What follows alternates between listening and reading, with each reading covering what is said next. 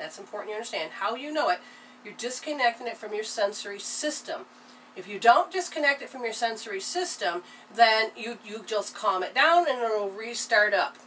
But when you disconnect it from your sensory system, meaning you're unhooking it from your submodalities, and the modalities is the sensory system, the submodalities is how you're hooked into it. Like, I see that person, so you have a picture of your mind, and then you got to compare, and then you got color, and then you got vibration, and you've got sensing. These are all the ways how you know it. When you disrupt that, literally pull it out, your brain gets to reorganize and stop making chemical peptides on it. It gets to file the memory, and it can disconnect the negative emotions. You literally need to process it out. That's part of the key. So when it's on a big fat 10, and you're doing a healing tool in the moment, and it gets down to 0, and you don't care anymore. If you say, oh, it's there a little bit, that means you haven't got it, and it can grow. It can grow back up because you did not get it all out. Then there's the degree of now another layer. It's totally different. It can feel the same, but it can be totally different. But this is where you watch the language. The language is very important because one word in that whole sentence, you've healed it to the point where that one word's now changed. Becoming aware of how you structured your sentence. That's why when I'm working with people, I tell them to write it down, and we put it into their words because they're the only ones that know how to define their life and how they know it. All those are wonderful healings when you start to realize that they're just different layers and you really heal it out. Now, again, I have a lot of people that say, well, I think it through. That's great, but that's not really processing the cause. That may be processing that layer, what's in your face at the moment, but does it go deep enough? You got to pull out the roots of the cause rather than just use your little garden clippers to do snip, snip, manicure job of it. You actually need to pull it out by the root so that it disconnects. It's even like a wart. A wart, you can put compound W on it, and then all of a sudden you're like, oh, I don't see it anymore. Well, you didn't get the roots. And then and whatever's going to trigger it, all of a sudden it'll start growing again. And it'll be just something that keeps festering, and it's still there. So if she, this is why it's important that you have soul coaches. Me and Jen are soul coaches. We're Hope Therapy soul coaches. Why is that important? Simply the fact is that we can tune in and to read the matrix of your body. As I teach her how to do it, so everybody can learn how to do this. But what it is that I see a grid, okay, and I can whittle it down to what I want. Sorry, I'm playing inner grid, and so that I can go over here and I can whittle it down and I actually see that there's this little bit of energy, like a laser, a string, an entanglement cord is what it's really called. And I can see it going to a specific event. Now, if she's, depending on how buried it is, she may not come right out and tell me what this event is. So I can go ahead and ask her body through various questions. The one I'm looking, she's like, which one are you looking at? Okay, fine. Well, I can muscle test, I can use a pendulum, or I can use cards. But simply, it is how she loses strength and how she likes to hold contempt with her thinking. She likes to stay in a false self-assuredness. Do you understand what I'm saying? Mm-hmm. So how often do you do this? Do you correct yourself? It appears to me that I must be doing it often. Yes. Especially when your soul coach is smacking herself and correcting. When you put it that way, it appears to me. Yeah. And all it is that it's come to our attention, and I hadn't said anything because I was correcting myself. I just thought it was my world projecting her so that I could heal. Yeah, when is it your stuff? When is it my stuff? Yeah, well... Yeah, is this your stuff? I keep correcting myself, and so that I don't have to go into the energy of having to wallow and be in the pity party or the negative parade, that she can be standing alone in her little negative self. Okay? But what it is that when she's complaining and yelling at the computer screen and all this, she's doing false self-assuredness that everything's going to be alright. That's the old paradigm, is everything's going to be alright, and I have my power, and I didn't lose it to this. And, well, yes you have. But we're so hooked into the language of how to recover. Black smoke that's coming out of my ears or above my head as I'm working on a project, then yes, you can tune in to how it upsets me. Yeah, yes. Oh, thank you. We got a wonderful compliment. Oh. Okay, well, say the compliment real quick so that we can share with the videos. Because the readers who aren't in the chat room can't read what we're Yeah, not that's say. not going to help us. Okay. So who's it from? I can't see it. It says, oh my God. Is it Cecily is Cecily love? is love. My soul is so happy listening to two wonderful ladies. And we say thank you, and we're sending so out much love and blessing to you as well. So that actually, we can feel that when people are supporting us. Okay? And see, and Jen needed that so she can pull herself out of the paradigm. And one of the things I do when we're hooked into the paradigm is I literally watch. You know how when you plug in a vacuum cleaner to vacuum, you plug it in? I literally look at how I'm feeling, and I can just use my imagination and unhook from that outlet and plug it into the Christ consciousness, which is about getting in alignment with your soul and listening. Mm-hmm. Okay? So we just had a wonderful Easter weekend. Hopefully for everybody you had one too. And what's funny is that we're jumping track, because while you're working on projects, this is your strategy. So when you begin to work on a project, do you think about, I got to do this, and do you lose power immediately, Jen?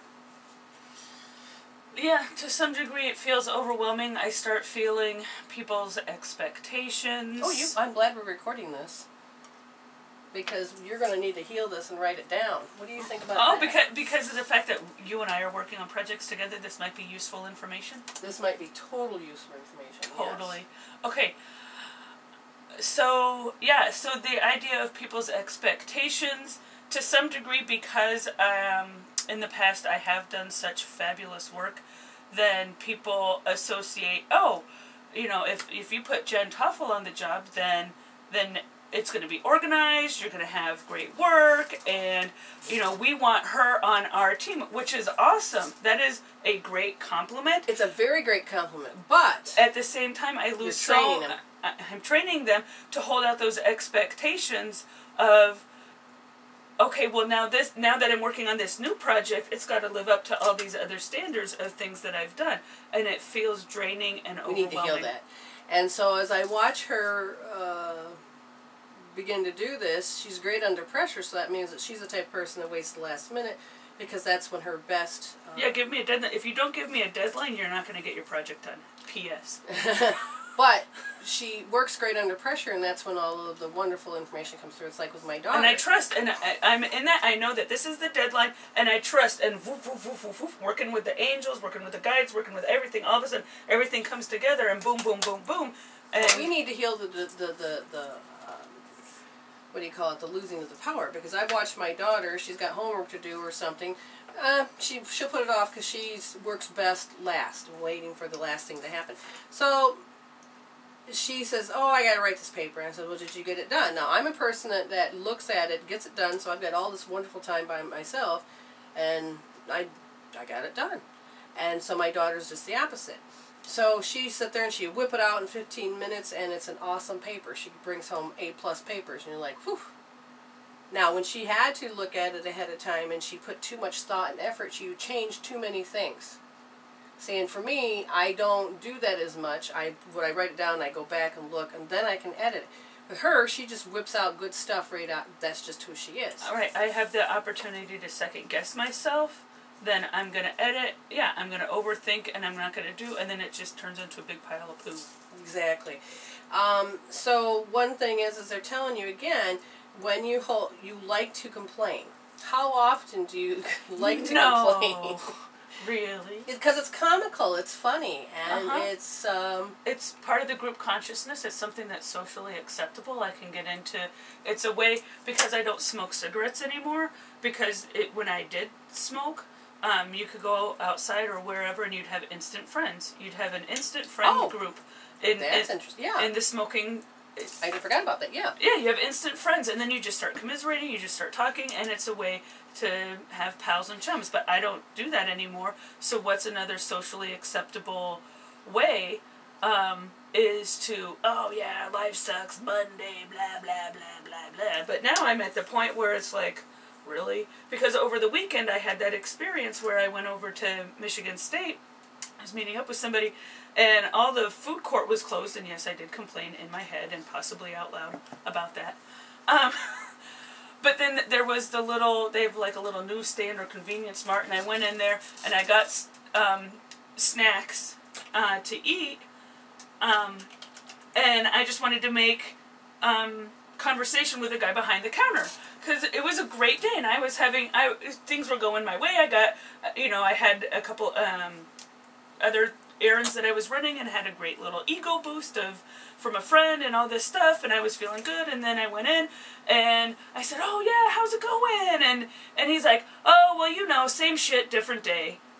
And then it's like, well, I'm looking at how I'm building rapport with people and how I want to, chit chat and that kind of thing. And I'm like, well, how in God's name am I going to build rapport with that kind of attitude? And no, I don't even want to. So I'm like, okay, well, I'll pick up. So the weather, it's a beautiful day outside. It's really great. I mean, it's an awesome spring that we're having.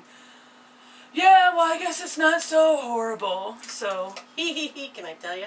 Is that a projection of me? She read my mind. Yes. What? Am I psychic? No. Yes, all the time. But I don't want to connect with. I don't want to connect with it. But what happens is that the chemical peptides that didn't get to be resolved, it has to play out somewhere. And if she hasn't had that fulfillment of how much negativity is her quota for the day, right? Because I was having a great day and I hadn't had any crap until. And so you have to project it out so you can eventually fill your quota of crap. Okay, so you did a good job of saying how much you lose power and how ugly it looks on other people, as well as that must be how ugly I look when that happens. I don't like the feeling of it. And maybe this is how people feel when they can't connect with me when I'm in my crappy space. They feel like this. There's so many different ways of doing this. But again, your inner world created your outer world. And did you enjoy meeting that part of yourself? No, it was pretty amazingly Did you contempt the fact lame. that this person had this negative attitude? Yes. Did you contempt them? Okay, so there's one thing, a great example for you to focus on to tap out. And did you lose a lot of strength when he just made that one quick comment? Right, it's that tanking, because I'm in there, in my little field of daisies, and he just took a big old dump on it. Oh, so we got the blame game, which is okay, because in this point I'm trying to point it out. And it's his fault! And we can then say on the scale from 0 to 10, how much power did you lose? 500,000 points. So the point is does she really need to lose this? Does she want to lose this? Is this what she knows her world to be? And does she have to stay victim and stay in suffering and stay in this martyr that somebody's got to be the good person that gets hurt in the story? Oh, Jesus is my Lord and Savior. Amen. Woo! So, again, do you have to fall in the paradigm that suffering is the only option, that you have to live up to what represents a good Samaritan or a, a martyr, what makes a good person, is that you get to have your story. Oh, yeah. Because then you get to go home and say, oh, I was being such a good girl, or I was being so happy, and this person crapped on my world. Are you listening? I need a vent. And it's like, okay, we can hear it, but the same point is, so why did you have to project that crap? So I could take a look and heal it? Yes, but we didn't talk about it until in front of a live audience. Surprise! Okay, glad I can be an example. And so her soul already agreed to this. I'm not humiliating her. She's already doing a No, good job. I'm not. She's projecting me to do this for her, if you haven't realized. She agreed that she was going to be example on today's show. So. You're welcome. Glad I could help. Yeah, you're telling yourself that too. This is my little pep talk. But what's nice and interesting is that we are learning to understand what mirrors are, what projections are, how the inner world creates the outer world, and we don't have to fall victim to it. The people we don't like around us, we don't have to say, oh, like I hate Hitler. That means I'm Hitler, and people compare it to everything Hitler has ever done. No, that's not what we're saying. Is there a certain behavior, a certain attribute, a certain thing he does that you do that's similar? Like just being, I don't like that. I don't want to behave that way. What are you losing power to? Simply this person that she has never met before was working behind the counter, apparently didn't like his job that day. Did you not like your job that day? Showing up is, now just think about it. Did you honestly want to drive all the way over there? That's the first thing. Mm-hmm. Did you actually want to drive that far? No. Okay, so the universe supported her. Did you actually want to have to go to meet them instead of them meet you? In a way, you're meeting them on their territory. Right, because they didn't have a vehicle. Uh-huh. Did you really want to be doing that too? No. No, but you did it anyway. You're such a good little martyr. Okay, so, let's go further. Did you really, really, really, really want to have to get up at that time to go do this? No, because it wasn't part of my normal routine. Ah, so basically she was not doing what she wanted to do. So she was coming into alignment of all the things she didn't like. So when she ended up talking to this guy at the food court, he was showing her, I don't like my job, or I don't like this moment. I don't like... Right, it was also a fulfillment that it was Easter weekend, a lot of things were closed, and he also vented that he was upset that he had to be open while everybody else got to be closed. Ah, so really if you look at that statement on her part, you had to go and work Easter weekend because you're a reverend. Uh-huh. You know, so then she's hooked up into the animosity that goes with that everybody else gets the day off but not me. But if she looked, that guy never got it off. And if she went to Myers, they never got it off. So sometimes we feel like we're the only ones that have to do something. Right, and like when I went to go get my coffee Easter morning, those people were working. Thank you. But again, we're really showing different parts of ourselves. And do we have to beat ourselves up? No. Do we need to blame others? No. Do we have to blame ourselves? No. Just notice the pattern. So I have to look at the little kid inside of me that gets upset at when I had to do something I didn't want to do, because it wasn't really technically my 38-year-old self. It was that little kid that was saying, let's find out what you... I don't want to do it. So let's see. Inside the womb at birth. Oh, I hear Karen going, I know what age it is. But anyway, age 5 was when I'm not going to school. You can't make me. Okay, so before that, so now I'm listening before then. They said, yeah, before that you held up your little protest sign and said, I'm not going to go to preschool. But the one that really said that I have decided it's a bad day was when you were 5. She's not talking. She's smiling. Here, look at the camera so people can see. Oh, but what do? We're talking about the false self-assuredness. So what does false self-assuredness mean, Jen? It means that I'm going to put on a happy face, give myself a little talk, and say, oh, there's going to be something good that happens, even in the midst of all this crap that I don't want to. Yes, you put on the pep talk, you put on a tap dance, you put on those smiley faces, and you convince yourself that you want to do this, and you're doing your best to override your own program. So what if you just go to the cause and heal the program? Ooh, then maybe I wouldn't have to be hooked into all this. But the little person that didn't want to do this is now going to be what? Upset because a rebel. You're going to be upset. The little person inside is going to be upset because they have resentment that they got pushed into doing it, and you're going to make me. Yeah, and how dare you? So that little part of you is not going to forgive, and you're going to let the other person get away with it. They pushed me to do it. I need them beat up, or I'm wondering if it's my little 5-year-old self that was upset that we had to move to a different area and I was going to a new school. Well, let's find out. Is that hooked into it? Yes, about 100%. Yes. Okay, now she's got a clue. And she used the clue, and we verified the clue that this is what her subconscious mind, what you couldn't see in the radio was that I muscle tested her. And it was a very strong muscle test, and she's now telling herself that, yes, this part of her needs to be looked at. She needs to disrupt that signal. Now, the 5-year-old self... Okay, so is this about the 5-year-old self because about not wanting to go over into that energy that's on that campus? Oh, geez, yes. Remember how... Okay, so we'll fill you in because you weren't there when we were muscle testing. So, yes. Because we're now going to go out on these living room tours and do gallery readings and engage really fully into the spiritual world of being the mediums that we are, that apparently there's energy over at Michigan State, and they are a good school, but the energy over there is connecting with, that we did research on some of the, we don't call them ghosts, but they're ghost stories, that are on campus, and that energy that I didn't want to play in. And it was the thought forms that you have to be afraid of these things. And as a little girl, she didn't have definition, as a child, so all she knew was how to be afraid of them, because there was no way to teach her, or nothing at that time to say it's okay that this energy is there. Right. So then something happened. I can't remember what day it was. And who wants to hook into a horror movie? Not me. Right, because I woke up after I had just gone to sleep, and I woke up and felt like something was in my room.